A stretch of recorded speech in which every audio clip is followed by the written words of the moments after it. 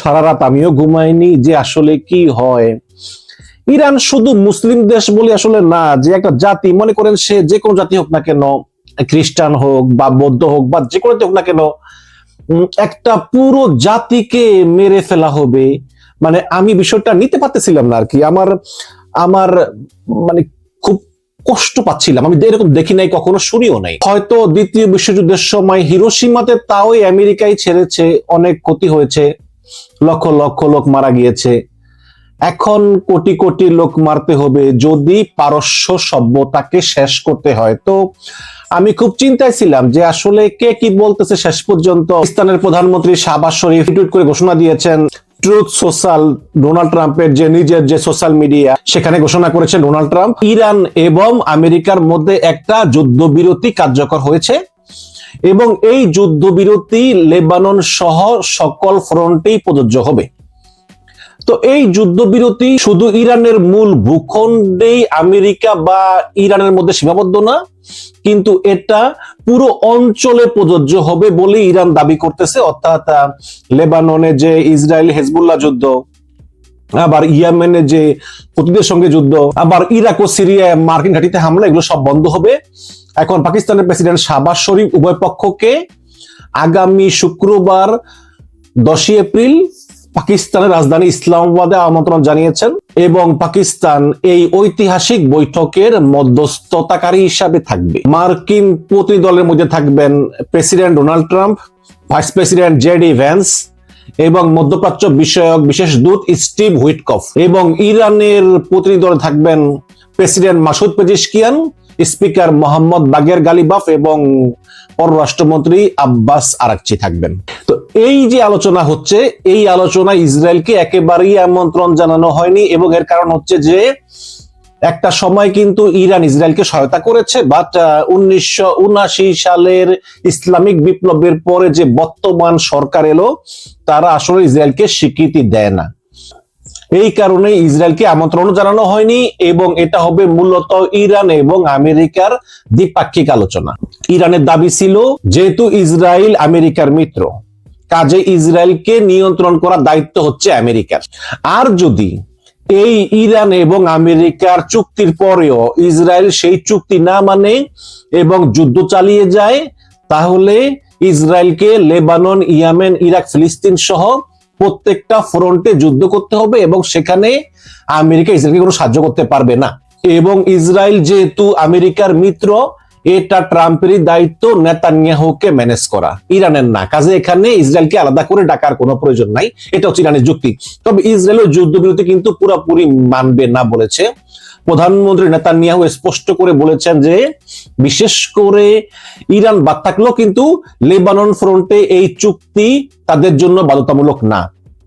Netanyahu যুক্তি হচ্ছে যে চুক্তি হবে ইরানের সঙ্গে এবং আমেরিকার সঙ্গে, এবং আমরা এটা সম্মান করলাম আমেরিকার প্রতি, আমাদের যেহেতু আমেরিকা আমাদের বড় ভাই, কিন্তু লেবাননের হেজবুল্লাহদের সঙ্গে কোনো আপোষ নাই। ইসরায়েলিরা জানিয়েছে যে তারা হিজবুল্লাহর বিরুদ্ধে প্রয়োজনীয় অভিযান ও গোয়েন্দা তৎপরতা তারা চালিয়ে যাবেনি। কিছু রিপোর্টে বলা হচ্ছে যে ইসরায়েল এখনো সীমিত পর্যায়ে ছোটখাটো হামলা তৎপরতা অব্যাহত রেখেছে ইরানের উপর, বা বড় আকারে না। তো ইরান যুদ্ধবিরতি মেনে চলতেছে এবং খুব সতর্ক অবস্থানে আছে, এবং ইরান বলতেছে যে যুদ্ধবিরতি আমরা মেনে নিছি, কিন্তু আমাদের বন্দুকের ট্রিগার থেকে কিন্তু আঙ্গুল সরাই নেই। আমরা খুব সতর্ক আছি, খুবই প্রস্তুত অবস্থায় আছি আমরা। যেমন গতকালকে যখন আমরা মনে করতেছিলাম যে আজকের দিনটাই আমাদের শেষ দিন, এবং আমরা কিন্তু প্রস্তুত হয়েছিলাম যে আমরা মরবো কিন্তু শেষ দেখে ছাড়বো, ওই অবস্থায় আমরা আছি। বাট যুদ্ধবিরতি হয়েছে ভালো কথা, কিন্তু যদি ইসরায়েল একটা বারের জন্য যুদ্ধবিরতি লঙ্ঘন করে, তাহলে এই যুদ্ধ পুরো ইসরায়েল এবং মধ্যপ্রাচ্যে আমরা ছড়িয়ে দেব। আবার আক্রমণ হবে মধ্যপ্রাচ্যে, আবার আক্রমণ হবে ইসরায়েলে, আবার বন্ধ হবে হরমুজ প্রণালী। তখন ইরান তাৎক্ষণিকভাবে সমস্ত শক্তি প্রয়োগ করবে। আবার শুধু তাই নয়, ইরানের যে প্রতিরোধ ফ্রন্টগুলো আছে, হিজবুল্লাহ, হামাস, হুতি, ইরাকের শিয়া মিলিশিয়া, এদেরকে আবার সক্রিয় করবে। আমাদের আঙ্গুল ট্রিগারের উপর আছে, সামান্য ভুল হলেই পূর্ণ শক্তি নিয়ে আমরা আবার ঝাঁপিয়ে পড়ব। তো এই যুদ্ধবিরতিটা মূলত ইরানের 10 দফা দাবির ভিত্তিতে হয়েছে। ইরানের যে সুপ্রিম ন্যাশনাল সিকিউরিটি কাউন্সিল, তারা স্পষ্ট করে বলেছে যে আমেরিকা তাদের 10 দফা প্রস্তাবকে মেনে নিয়েছে যে আচ্ছা এটার উপর আলোচনা হতে পারে। মানে মেনে নিয়েছে বলতে এরকম 100% না, মানে আমেরিকা তাদের 10 দফা পরে বলেছে যে আচ্ছা এটা খারাপ না, আমরা আলোচনা করার মতো দফা এগুলো আমরা আলোচনা করতে পারি, আলোচনা চলবে, এবং 2 সপ্তাহের মধ্যেই চূড়ান্ত করে জাতিসংঘ নিরাপত্তা পরিষদের বাধ্যতামূলক রেজুলেশনে পরিণত করা হবে, যা আন্তর্জাতিক আইনের মর্যাদা পাবে। এটা কিন্তু খুবই সিগনিফিকেন্ট। এটা শুধু চুক্তি না, এই চুক্তিগুলো 2 সপ্তাহের মধ্যে চূড়ান্ত করে একদম জাতিসংঘের সিকিউরিটি কাউন্সিলের একদম কম্পালসারি রেজুলেশনে পরিণত করা হবে, যেটা একটা ইন্টারন্যাশনাল ল এর মর্যাদা পাবে।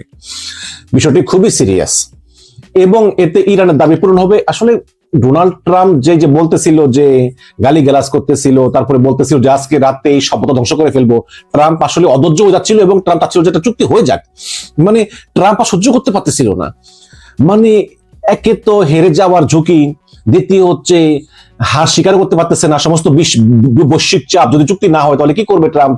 এখন বলতেছে এটা সভ্যতাকে ধ্বংস করবে, বাট এটা কি এতই সহজ না তো, এত সহজ না তো, তাই না? আনলেস আপনি পারমাণবিক বোমা যদি আপনি না মারেন, কয়েকটা পরমাণু বোমা মারলে হয়তো বা এটা সম্ভব, বাট এটার আসলে সাইড এফেক্টটা কি হবে, তাই না? এসব বিভিন্ন চিন্তা ভাবনা আছে, এগুলো নিয়ে ট্রাম্প নিজেও খুব চিন্তিত ছিল, এবং তিনি একটা মানে প্রস্তাব পাওয়ার জন্য তিনিও উঠে পড়ে লেগেছিলেন। যাই হোক, আমার তো মনে হয় যে ট্রাম্প নিজেই পাকিস্তানকে ফোন করে বলেছেন যে তোমরা আসলে একটা ব্যবস্থা করো, একটা প্রস্তাব পাঠাও। আসুন দেখি ইরানের 10 দফা দাবি কি। ইরানের প্রথম দাবি হচ্ছে যে ইরানের বিরুদ্ধে কোনো আগ্রাসন না করার লিখিত গ্যারান্টি দিতে হবে। 2 নম্বর হচ্ছে হরমুজ প্রণালীতে ইরানের পূর্ণ সার্বভৌম নিয়ন্ত্রণ। 3 নম্বর হচ্ছে ইরানের ইউরেনিয়াম মানে পারমাণবিক সমৃদ্ধকরণ কর্মসূচির আন্তর্জাতিক স্বীকৃতি। 4 নম্বর সকল প্রাইমারি এবং সেকেন্ডারি নিষেধাজ্ঞা পুরোপুরি তুলে নেওয়া। 5 নম্বর জাতিসংঘ নিরাপত্তা পরিষদ এবং আইইএ বোর্ড অফ গভর্নরের সব রেজুলেশন বাতিল। 6 নম্বর যুদ্ধের ক্ষতিপূরণ প্রদান। 7 নম্বর মধ্যপ্রাচ্য থেকে সকল মার্কিন যুদ্ধ বাহিনী এবং ঘাঁটি প্রত্যাহার। 8 নম্বর লেবাননের হেজবুল্লাহ, ইয়েমেনের হুতি, ইরাক ও ফিলিস্তিন সহ সকল প্রতিরোধ ফ্রন্টে যুদ্ধ বন্ধ। 9 নম্বর বিদেশে আটকে থাকা সকল ইরানের সম্পদ মুক্তি। এবং 10 নম্বর পুরো চুক্তিকে জাতিসংঘ নিরাপত্তা পরিষদের বাধ্যতামূলক রেজুলেশনে রূপান্তর, যা বাইন্ডিং ইন্টারন্যাশনাল লতে রূপান্তরিত হবে। তো এখানে এই 2 পক্ষের যে নেগোসিয়েশন 2 সপ্তাহ ধরে চলবে, এটাতে আমেরিকা চায় খুব দ্রুত। আমেরিকা বলতেছে যে 2 সপ্তাহ দরকার নাই, মানে এই 2-1 দিনের ভিতরে শেষ করে ফেলতে। ইরান চায় এখন একটু সময় নিয়ে, 2 সপ্তাহ হয়েছে, আরো 4 সপ্তাহ করেন, 1 মাস করেন, আমরা ধীরে ধীরে প্রতিটা দফা নিয়ে গভীরভাবে ধীরে ধীরে আলোচনা করি, এটা চুক্তি করি। কিন্তু আমেরিকা চায় যে না, এটা মানবো, এটা মানবো, এটা মানবো, এটা মানবো, চুক্তি শেষ, তোমরা সাইন করো। কিন্তু ইরান চায় যে না, খুব আস্তে আস্তে হোক। ইরান কোনো ছাড় দিতে নারাজ। কাজেই এই 2টা ভিন্ন চরিত্র, যেমন ইরান চায় খুব আস্তে আস্তে, ট্রাম্প চায় খুব দ্রুত। এর জন্য এই 2 সপ্তাহে চুক্তি শেষ হওয়ার সম্ভাবনা কিন্তু খুবই কম, যদি না আমেরিকা বড় ধরনের কোনো ছাড় দেয় বা আমেরিকা বলে সব মেনে নিলাম। কিন্তু তা না হলে হয়তো যুদ্ধবিরতির সময়সীমা আরো বাড়তে পারে। ওদিকে হরমুজ প্রণালী অলরেডি খোলার তোড়জোড় চলতেছে, খুলে দিয়েছে, এবং জাহাজগুলো অলরেডি নোঙ্গর তুলতেছে। বাংলাদেশের একটা জাহাজ আছে, ওরাও নাকি নোঙ্গর তুলতেছে, ওরা আরো রওনা হবে। দীর্ঘদিন ধরে ওরা ওখানে আটকে আছে।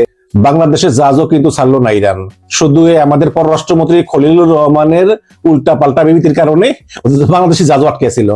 তবে এখানে একটা জিনিস দেখার বিষয়, সেটা হচ্ছে যে 6 নম্বর এবং 7 নম্বর পয়েন্টটা আসলে আমেরিকা মানবে বলে মনে হয়। যেমন 6 নম্বরে বলতেছে যে যুদ্ধের ক্ষয়ক্ষতির পূর্ণ ক্ষতিপূরণ প্রদান।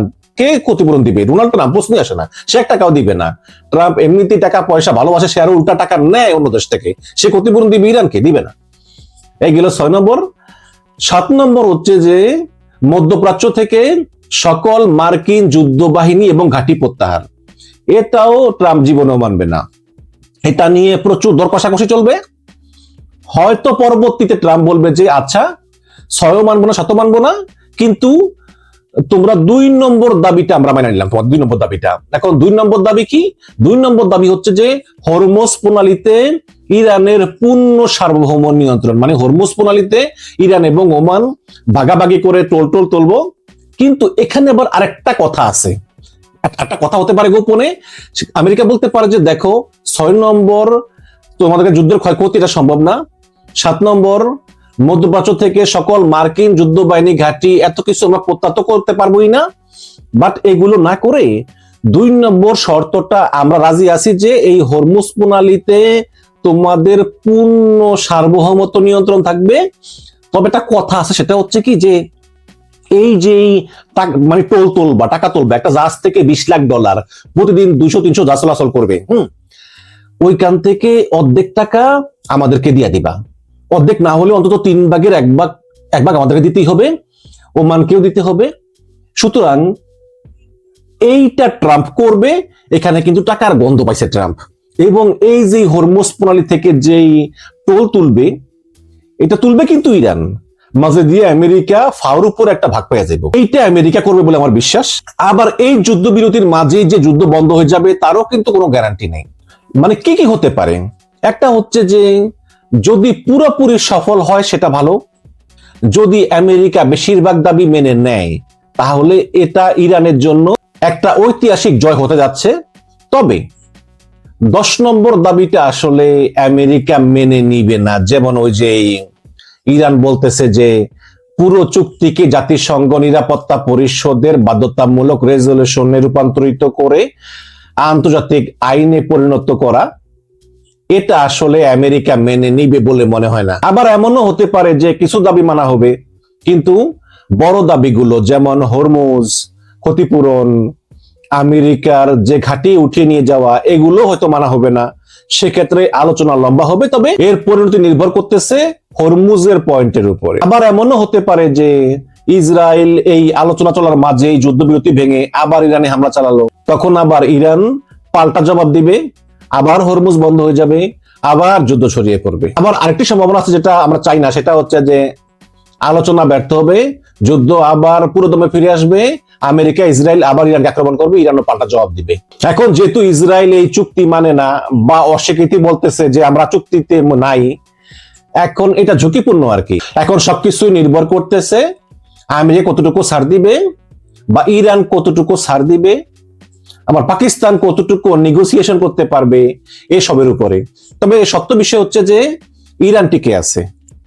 যে আমেরিকা বলেছিল যে ইরান শেষ, ইরান ধ্বংস হয়ে গিয়েছে, ইরানের সরকার শেষ করে ফেলবো, সেই সরকারের সঙ্গেই আসলে আমেরিকা চুক্তি করতে বাধ্য হচ্ছে এবং ইরান খুব ভালোভাবেই টিকে আছে এবং তারা জিতে গিয়েছে। সত্যি ইসরায়েলি বিক্ষোভ হচ্ছে এবং ইসরায়েলি সাধারণ মানুষ জানতে চাইতেছে যে কেন এই যুদ্ধবিরতি প্রস্তাবে ইসরায়েল রাজি হয়েছে। সরকারের কাছে সাধারণ ইসরায়েলি নাগরিকদের প্রশ্ন যে তাহলে কেন এত ইসরায়েলিকে প্রাণ দিতে হলো, এত বিল্ডিং ধ্বংস হলো, এত দেশটা কেন ধ্বংস হলো, ইসরায়েল আসলে কি পেল এই যুদ্ধ থেকে? কিছুই পায়নি।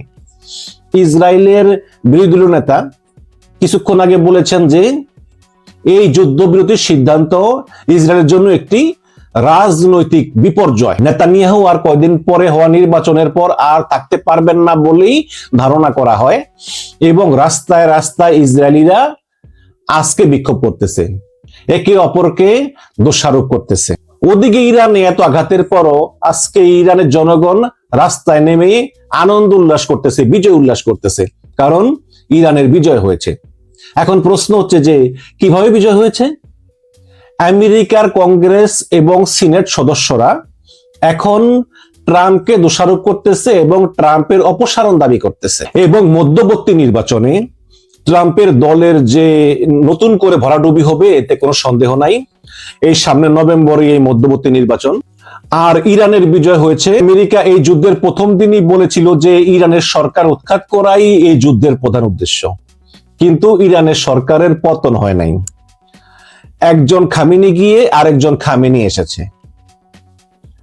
এবং এরপর না পেরে আমেরিকা ইসরায়েল বলেছে যে না, সরকারের পতন না, আমরা আসলে ওদের পারমাণবিক স্থাপনা ধ্বংস করতে চাই। হ্যাঁ, কিন্তু ধ্বংস করতে পারে নাই তো। ইরানের পারমাণবিক স্থাপনা ধ্বংস হয় নাই, বরং ইরান ঠিকই তাদের ইউরেনিয়াম সমৃদ্ধকরণ কাজ চালিয়েই যাচ্ছে। এরপরে কোনো কিছু না পেরে এরপর আমেরিকা বলতেছে যে আমাদের শর্ত না মানলে ইরানকে প্রস্তর যুগে নিয়ে যাওয়া হবে, ওদের সভ্যতাকে এক রাতে ধ্বংস করে ফেলা হবে, এক রাতেই ওদের সবাইকে মেরে ফেলা হবে। হয়েছে? তাও হয় নাই। বরঞ্চ ইরান আগের চাইতে অনেক শক্তিশালী দেশ হিসাবে আবির্ভূত হয়েছে। আমি তো মনে করি যে ইরান এখন বিশ্বের 4 নম্বর পরাশক্তি। আমেরিকা 1 নম্বর শক্তি, চায়না 2 নম্বর শক্তি, রাশিয়া 3 নম্বর শক্তি, আর ইরান 4 নম্বর শক্তি।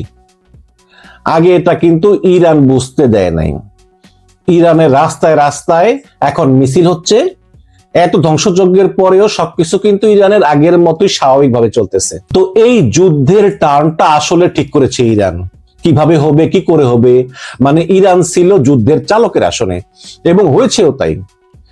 এই কারণে ডোনাল্ড ট্রাম্প গতকালকে যে টাইমলাইন দিচ্ছেন, যে ডেডলাইন দিচ্ছেন যে রাত্র 8টায় শেষ, সেটা শেষ হওয়ার ঠিক 1.5 ঘন্টা আগেই ট্রাম্প যখন দেখেছে যে আরে ইরান তো কোনো শর্তই মানতেছে না, ইরান তো কোনো প্রপোজালও দিচ্ছে না পাল্টা,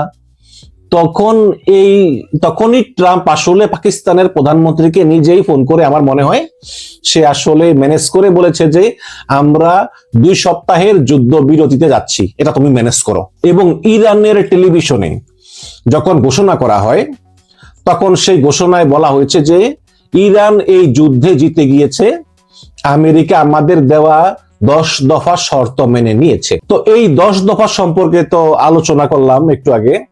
এখানে স্থায়ী যুদ্ধের অবসান চায় ইরান, ইরানের উপর আক্রমণ হবে না আর কখনো, এই নিশ্চয়তা ইরান আসলে চায়। আবার ইরানের বিরুদ্ধে সমস্ত আন্তর্জাতিক নিষেধাজ্ঞা তুলে নিতে হবে এবং ইরান হরমুজ প্রণালী ওমানকে সঙ্গে নিয়ে নিয়ন্ত্রণ করবে এবং টোল নেবে, অর্থাৎ ইরান আগের চাইতে সমৃদ্ধ হবে, আগের চাইতে অনেক বেশি অর্থনৈতিক এবং সামরিক দিক দিয়ে এগিয়ে যাবে, কারণ ইরানে আর কোনো আন্তর্জাতিক নিষেধাজ্ঞা থাকবে না। এখন প্রশ্ন হচ্ছে যে যদি আসলে আমেরিকা এগুলো না মেনে 2 সপ্তাহ পর যদি আমেরিকা আবার আঘাত করে ইসরায়েলকে সঙ্গে নিয়ে, তখন কি হবে? এক্ষেত্রে অধ্যাপক মার্সিমার, তিনি মার্কিন একজন মিলিটারি এক্সপার্ট, তিনি কিছুক্ষণ আগে আল জাজিরাকে বলেছেন যে আমেরিকা যদি 2 সপ্তাহ পর আবার ইরানে আঘাত করে, তাহলে আমেরিকা এখন তো তবুও তার মুখ দেখাতে পারতেছে, এরপর তার আর মুখই দেখাতে পারবে না। কারণ আমেরিকার হাতে একেবারে এমন কোনো ম্যাজিক নাই যে 2 সপ্তাহের মধ্যেই তারা একদম অনেক শক্তিশালী হয়ে উঠবে যে তারা ইরানকে পরাজিত করতে সমর্থ হবে। পারলে এখনই পারতো। 2 সপ্তাহ এমন কোনো বড় সময় না। এবং আপনাদের জেনে রাখা উচিত যে হরমুজ প্রণালী খোলার সাধ্য পৃথিবীর কোনো সামরিক শক্তির নাই। পারলে আমেরিকাই পারতো। আমেরিকা যখন পারে নাই, তখন কারো সাধ্য নাই এই হরমুজ প্রণালী খোলার। সুতরাং ইরানকে ম্যানেজ করা ছাড়া হরমুজ প্রণালী খোলা সম্ভব না। যদি একটা জাহাজে আঘাত করা হয়, বাকি জাহাজগুলো ভয়ে ওই জায়গা দিয়ে আর যাবে না। প্লাস ইন্স্যুরেন্স কোম্পানিগুলিও রাজি হবে না। এবং আমেরিকা এবং ইসরায়েল সামরিক দিক দিয়ে অনেক এগিয়ে আছে, কোনো সন্দেহ নাই। কিন্তু ইরান এগিয়েছিল কৌশলগত দিক থেকে, এবং কৌশলগত দিক দিয়ে আমেরিকা ইসরায়েল অনেক পিছিয়ে ছিল। একটা যুদ্ধ কখনোই আপনি সামরিকভাবে জিততে পারবেন না যদি না আপনি কৌশলগতভাবে পিছিয়ে থাকেন, এবং এই কারণেই আমেরিকা ভিয়েতনামের সঙ্গেও আর যুদ্ধে জিতে নাই। তবে একটা বিষয় স্পষ্ট হলো যে মার্কিন সাম্রাজ্যবাদ এই মধ্যপ্রাচ্যে আর কাজ করবে না, এবং এই সাম্রাজ্যবাদী আমেরিকার সঙ্গে সঙ্গে ওদের যে দোসর ইসরায়েল, যে বুর্জুয়া যে বন্ধুরা, সেই আরবদেরও আজকে নৈতিক পরাজয় হয়েছে। ইরান এই যুদ্ধে শুধু জিতেই যায়নি, ইরান নতুন করে পৃথিবীকে দেখিয়েছে যে দেখো, সীমিত শক্তি, সীমিত ক্ষমতা, সীমিত প্রযুক্তি, সীমিত সম্পদ, সবকিছু সীমিত নিয়েও শুধু আত্মবিশ্বাস এবং আল্লাহর প্রতি ঈমানের জোরেই এই পৃথিবীর সবচেয়ে বড় পরাশক্তিকেও পরাজিত করা সম্ভব।